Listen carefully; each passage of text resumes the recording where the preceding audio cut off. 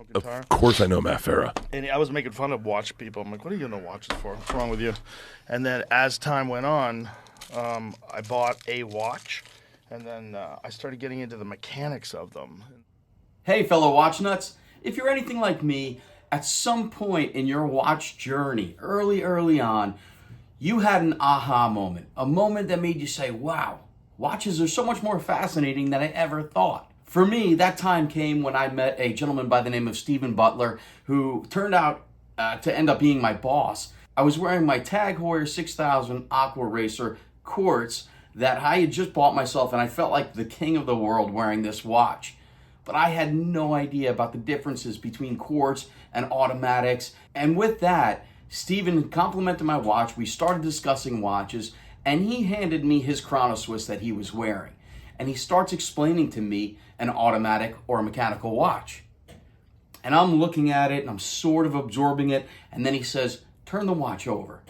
And as I did, I got a view through the sapphire crystal case back of the rotor and the gears and the oscillating wheel and the watch ticking away and all this other stuff. And I was just fascinated. Like it literally blew my mind. And that was the beginning of my journey of falling in love with wristwatches. Fast forward 22 or 23 years later, this morning I was walking my dog, which I do every single morning, and I was listening to the Joe Rogan podcast, and Joe and his guest, Bert Kreischner, got into talking about wristwatches. And I just started cracking up because what they were discussing was so much like what I and probably most of you have had as that aha moment. I apologized in advance for the colorful language, but why don't you check out that clip? You know what else you I weren't? still like cigars. Can I call you on what else you weren't? Which I wasn't either, but now I am. What? You weren't a watch guy. Yeah. You were not a watch guy. Well, the UFC bought me a watch. They bought me a Rolex. Really? It was really nice.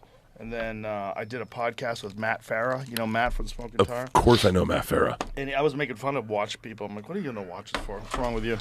And then as time went on, I bought a watch.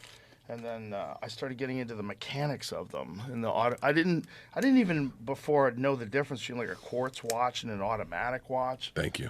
I was like, what's the difference? Who gives a shit if it fucking ticks or if the thing? And then I started realizing, like, oh my God, there's all these little tiny pieces, and the movement of your wrist is what. Oh, sorry.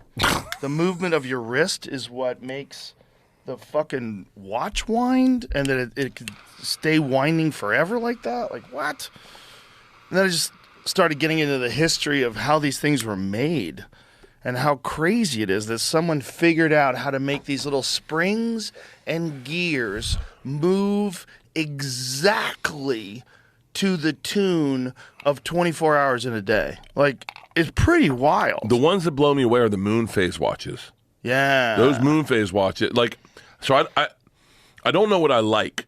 I have to have someone tell me what I like sometimes. Like with cars, with watches. I always go to Tommy. Tom's been really good at like telling me what's cool and what to dig, what to get. Even with this watch, I didn't know that I wanted it. I didn't know what I wanted. And then I had to see it, and then I was like, oh, I like that. I like that. That's a Rolex Daytona. Everybody loves that. That's the Panda. It's the fucking... That's the shit. This is beautiful. my and now I go, well, do I need another watch? So I sit next to this dude on an airplane yesterday talking about the financial crisis, and he starts telling me about watches.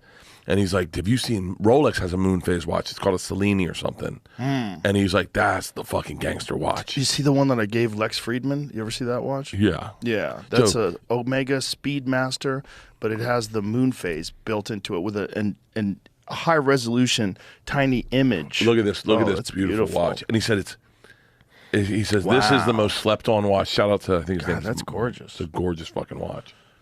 That's so pretty.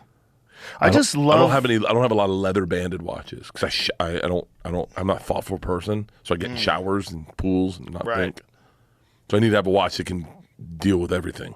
Right. You need a waterproof watch too.